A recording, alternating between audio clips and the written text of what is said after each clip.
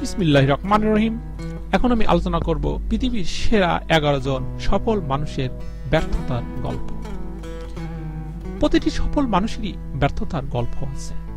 একবার কেউ সফল হয় না। সফল উদ্যোক্তা, রাজনীতিবিদ, শিল্পী, লেখক, বিজ্ঞানী, যারা কথাই বলা যাক না কেন, সবাইকে ব্যর্থতার কঠিন পথ পাড়ি দিয়েই অবশেষে সফল হতে হয়েছে।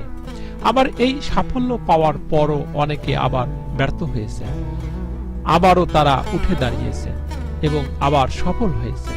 এইসব সফল মানুষের সবার মধ্যেই একটা আশ্চর্য মানসিক শক্তি আর আত্মবিশ্বাস আছে।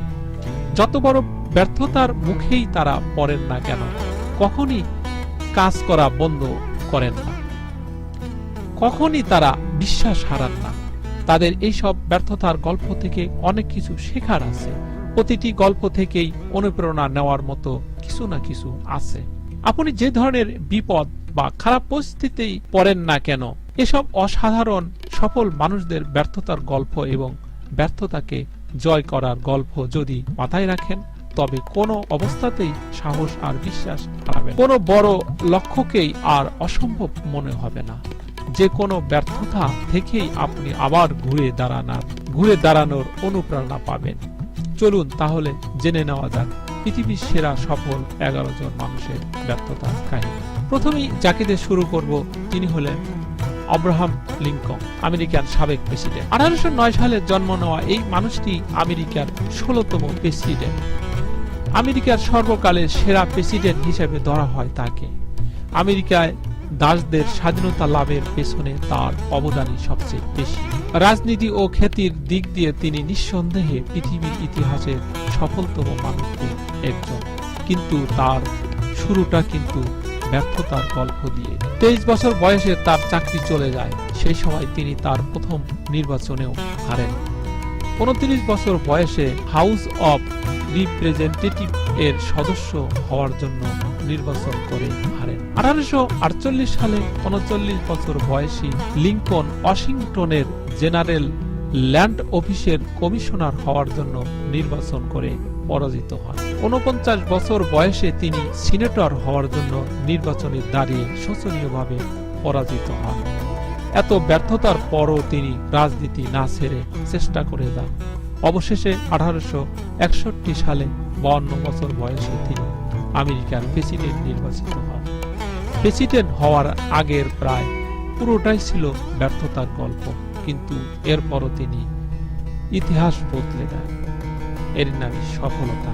এটাই হলো ব্যর্থতা থেকে সফলতা পাওয়া। এরপরেই দ্বিতীয় যার নাম বলবো, সে হলো আলবার্ট আইনস্টাইন, পৃথিবীর প্রখ্যাত বিজ্ঞানী। পৃথিবীর ইতিহাসে সবচেয়ে বিখ্যাত ও সফল বিজ্ঞানীদের একজন তিনি। তিনি এতটাই সফল যে বিজ্ঞানী শব্দটা মাথায় আসলেই বেশিরভাগ মানুষের তার কথা ভাবেন। পৃথিবীর ইতিহাসের অন্যতম সেরা মেধাবী বলা হয় তাকে। কিন্তু 1879 সালে জন্ম নেওয়া এই জার্মান জিনিয়াসকে একটা সময় পর্যন্ত গর্ধব মনে করা হতো। কিছুতেই তিনি ভালো ছিলেন না। কথা বলা শিখতেই তার 4 বছর লেগেছিল। পড়াশোনায় ছিলেন একদম কাঁচা। 16 বছর বয়সে জুরিখের সুইস ফেডারেল পলিটেকনিক স্কুলে ভর্তি পরীক্ষায় শোচনীয়ভাবে ফেল করেন। ইউনিভার্সিটিতে পড়ার সময়ে প্রতিটি বিষয়ে তিনি এতই বাজে রেজাল্ট করতেন যে একাধিকবার পড়াশোনা বাদ দেওয়ার চিন্তা করতে হয়েছিল। মারা যাবার সময়ে তার বাবার একমাত্র দুঃখ ছিল যে এই গর্ধব ছেলে জীবনে কিছুই করতে পারবে না। বাবার এই কথায় আইনস্টাইন বহুদিন ধরে মনে কষ্ট চেপে রেখেছিলেন। কোনো কাজ না পেয়ে তিনি বাধ্য হয়ে ইন্স্যুরেন্স সেলসম্যানের কাজ নেন। কোনো কাজ না পারলে মানুষ এই ধরনের চাকরি করত। 2 বছর পর তিনি প্যাটেন্ট অফিসে কাজ পান। সেখানে নতুন ডিভাইস প্যাটেন্ট করার আগে পরীক্ষা করা হতো। কিন্তু একটা সময়ে এই মানুষটাই পৃথিবীর চেহারা পাল্টে দিয়েছে।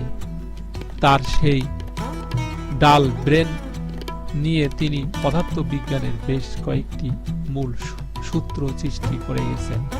বিজ্ঞানের অবদানের জন্য নোবেল প্রাইজ জিতেছেন, প্রমাণ করেছেন যে চেষ্টা করলে সবাইকে নিয়েই সবকিছু সম্ভব। এবার তৃতীয় ব্যক্তি বিল গেটস। যদিও এখন পৃথিবীর সবচেয়ে ধনী ব্যক্তি আমাজনের জেফ বেজোস, আজকের বিশ্বে কম্পিউটার বিপ্লবের পেছনে সবচেয়ে বড় অবদান তাদের অন্যতম হলেন তিনি। এই যে লেখাটি পড়ছেন এটিও লেখা হয়েছে তার বানানো অপারেটিং সিস্টেম উইন্ডোজ কম্পিউটারে তার বানানো মাইক্রোসফট ওয়ার্ড ব্যবহার করে। পৃথিবীর বেশিরভাগ কম্পিউটারই এখনো তার কোম্পানির সফটওয়্যারে চলে। কিন্তু আপনি কি জানেন বিল গেটসের প্রথম প্রজেক্ট অপমানজনকভাবে ব্যর্থ হয়েছিল। মাইক্রোসফট এর কো-ফাউন্ডার এবং বাল্যবন্ধু পল অ্যালেন আর বিল গেটস মিলে ট্রাপ ও ডাটা নামের একটি মেশিন তৈরি করেছিলেন, যেটি ট্রাফিক কাউন্টার গুলো থেকে ডাটা সংগ্রহ করে সরকারি ট্রাফিক ইঞ্জিনিয়ারদের তা গুছিয়ে সরবরাহ করবে। এমনিতে কাজটি হাতে করতে হতো। এই যন্ত্রটির ওপেনিং এ স্বয়ংক্রিয় সিয়াটলের ট্রাফিক সুপারভাইজার এসেছিল, কিন্তু যন্ত্রটি চালু করার পর কোনোভাবেই কাজ করছিল না। এবং লজ্জা আর অপমান গেটসের জীবনে আর আসেনি, কিন্তু তিনি থেমে থাকেননি। এই ব্যর্থতা থেকে শিক্ষা নিয়ে বিল আর পল মিলে পরে মাইক্রোসফটকে সফল করে। আলিবাবা প্রতিষ্ঠাতা জ্যাক মা এর সম্পর্কে নতুন করে কিছু বলার নেই। সবাই জানেন যে চীনের এই ধনকুবের ব্যবসায়ী একদম সাধারণ অবস্থা থেকে উঠে এসে বিশ্বের সবচেয়ে ধনী আর বিখ্যাত মানুষদের একজন হয়েছেন, গড়ে তুলেছেন আজকের দুনিয়ার সবচেয়ে বড় কোম্পানিগুলোর একটি। আর এই অসাধারণ সফল মানুষটির ব্যর্থতার গল্প যেন একটি ট্র্যাজেডি সিরিয়াল। কলেজে ভর্তি হবার সময়ে 3 বার ভর্তি পরীক্ষা ফেল করে 4বার সুযোগ পান। এরপর চাকরি করতে গিয়ে বহুবার ব্যর্থ হন। পুলিশের 10 জন পরীক্ষা দিয়ে 9 জন চাকরি পেলে বাদ পড়েন জ্যাক। কেএফসিতে 24 জনের মধ্যে জ্যাক ছাড়া 23 জনের চাকরি হলো। হার্ভার্ডে 10 বার চেষ্টা করেও তিনি সুযোগ পাননি। এভাবে অনেক ব্যর্থতার পর চেষ্টা করতে করতে অবশেষে তিনি আলিবাবা প্রতিষ্ঠা করে সাফল্য পান। 5 নম্বরে চার্লি চ্যাপলিন। 1889 সালে জন্ম নেওয়া বিশ্ববিখ্যাত অভিনেতা ও পরিচালক চার্লি চ্যাপলিনকে তো সবাই চেনেন।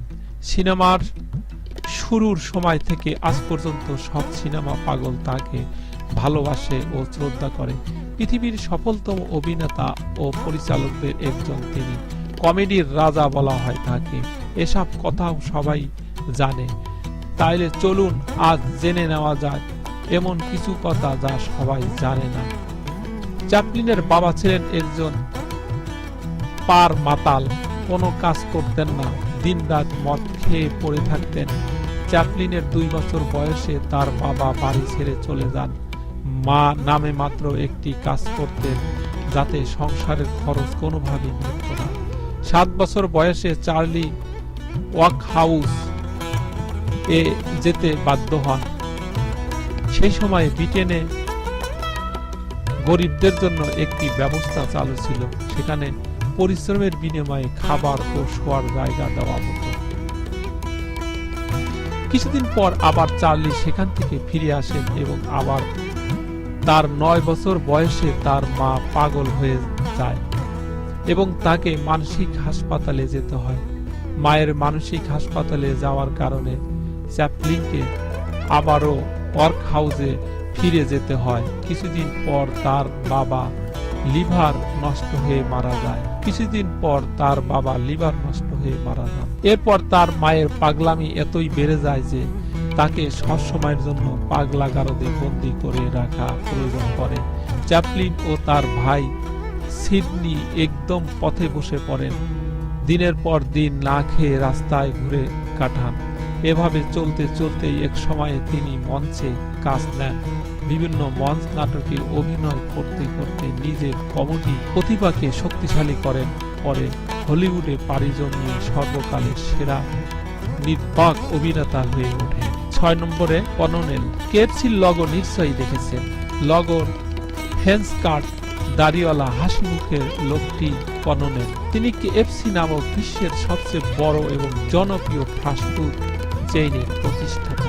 এত বড় কোম্পানি যার রেসিপি থেকে শুরু, সেই রেসিপি বিক্রি করতে তাকে 1900 বার ব্যর্থ হয়েছিল। 5 বছর বয়সে বাবা হারানোর পর থেকে তার সংগ্রাম শুরু হয়েছিল।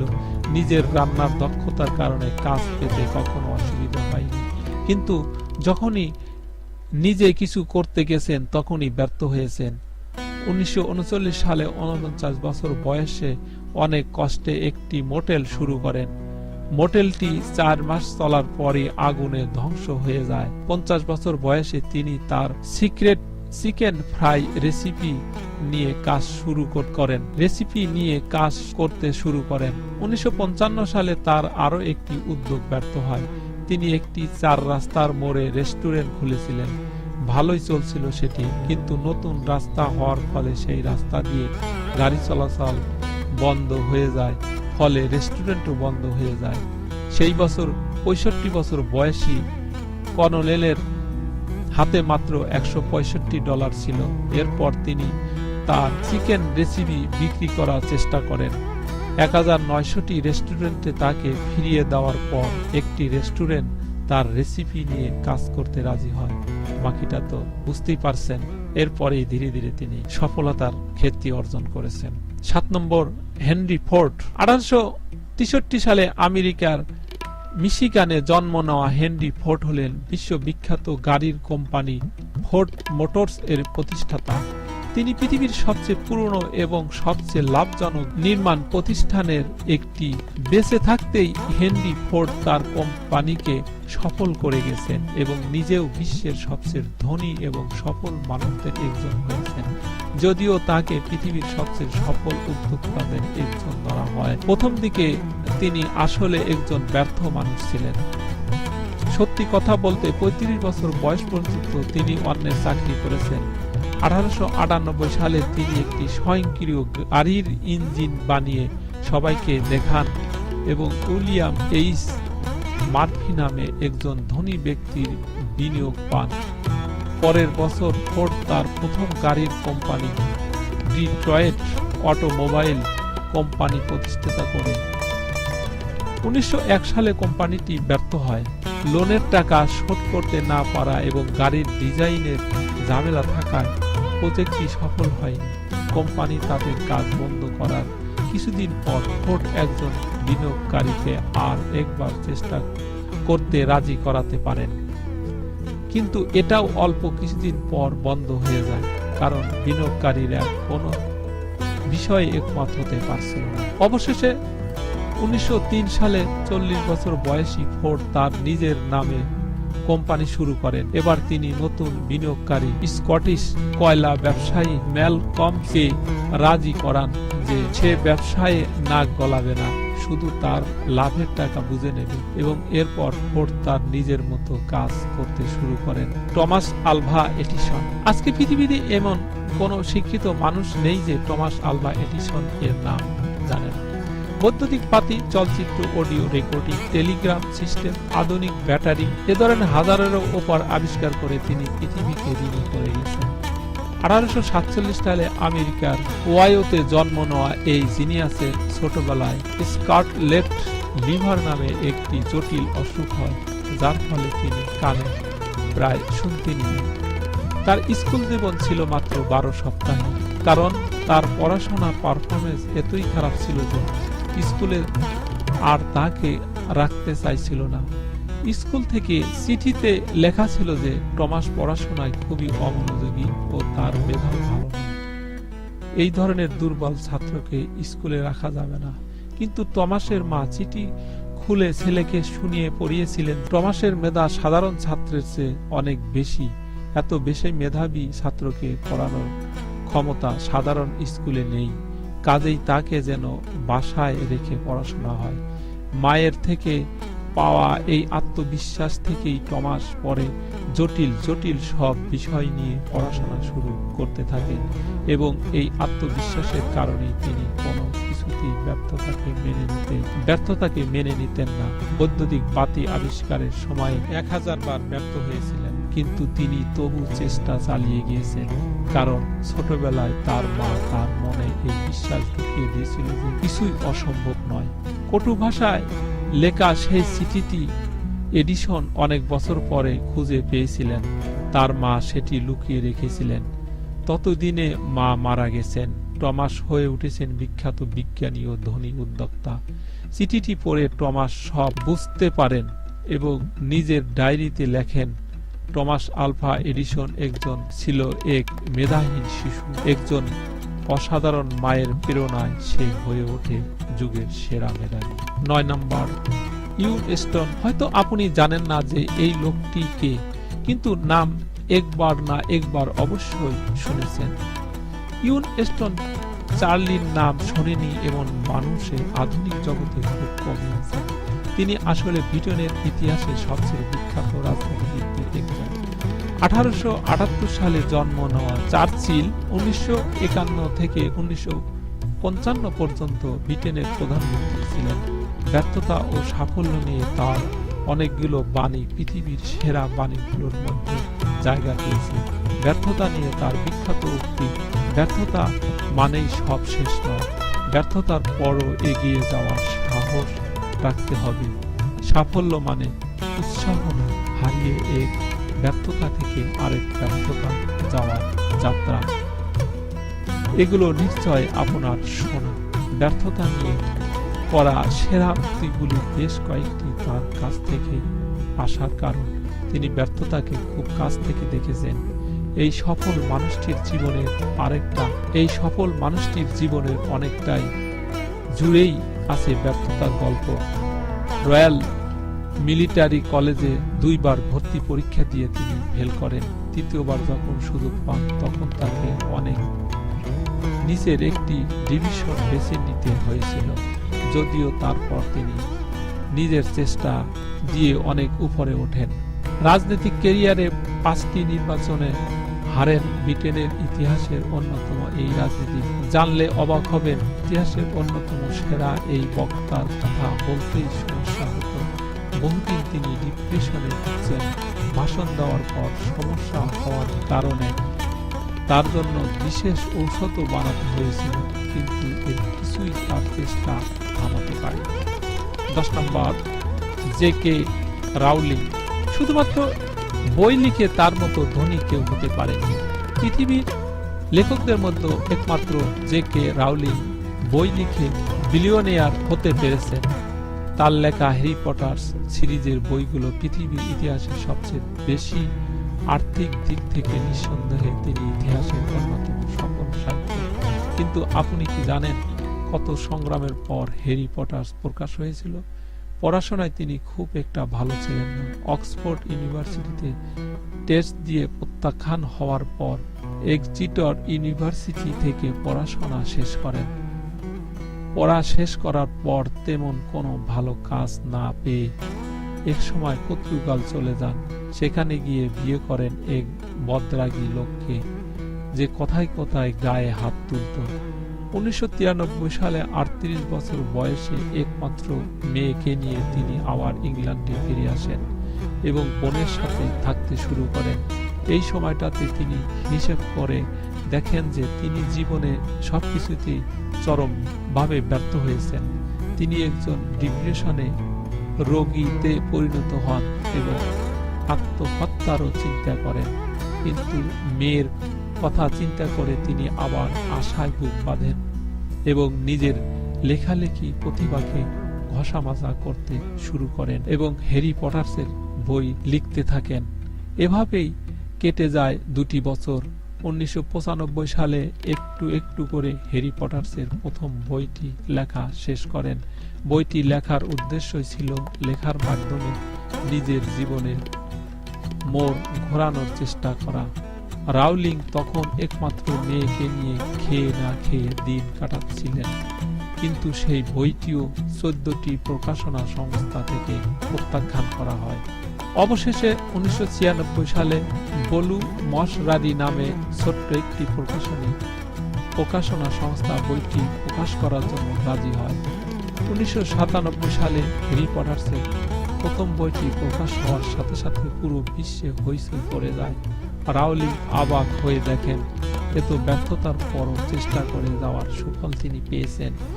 একে একে আরো বই বের হতে থাকে, সেই সাথে বের হতে থাকে একের পর এক সুপারহিট সিনেমা। 2004 সালে রাউলিং পৃথিবীর ইতিহাসে প্রথম সাহিত্যিক হিসাবে শুধুমাত্র বই লিখে বিলিয়নিয়ার ডলারের মালিক হন। 11 নম্বরে মাইকেল জর্ডান। অন্য কোনো বাস্কেটবল খেলোয়াড়ের নাম হয়তো অনেকে জীবনে শোনেননি, কিন্তু মাইকেল জর্ডানকে সবাই চেনে। বিশ্বের সর্বকালের সেরা বাস্কেটবল খেলোয়াড় তিনি। বাস্কেটবল খেলা কোটি কোটি তরুণ স্বপ্ন দেখেন, মাইকেল জর্ডান হয়ে ওঠেন। জর্ডান নিজেও স্বপ্ন দেখেন একদিন অনেক বড় বাস্কেটবল খেলোয়াড় হবেন, কিন্তু 15 বছর বয়সে তার প্রথম স্বপ্নটি ভেঙে যায়। হাই স্কুল টিমে জায়গা পাওয়ার জন্য অনেক চেষ্টা করেন, তাকে বলা হয় টিমের খেলোয়াড়ের জন্য তিনি যথেষ্ট প্রতিভাবান নন। তিনি কান্নায় ভেঙে পড়েন। তিনি চিন্তা করেন যে বাস্কেটবল আর খেলবেন না, কিন্তু তার মা তাকে আরো ভালো করে প্র্যাকটিস করতে বলেন। প্র্যাকটিসের যদি ক্লান্ত লাগে তাহলে যেন তিনি সেই নোটিশ বোর্ডটি কল্পনা করেন যেখানে তার নাম ছিল না। এরপর জর্ডান দিনরাত নিজে নিজে প্র্যাকটিস শুরু করেন এবং প্রতিভাহীন জর্ডান 21 বছর বয়সে NBA লিগের সুযোগ পান।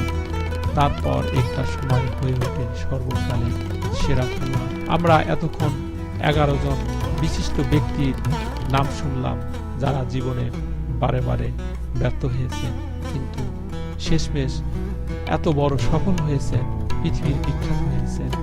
তাই ব্যর্থতা নয়, সফলতার জীবনের চাবিকাঠি। আশা করি এখান থেকে আপনারা অনেক কিছু অনুপ্রেরণা পাবেন, অনেক কিছু শিখতে পারবেন। সবাই ভালো থাকেন। খোদা হাফেজ।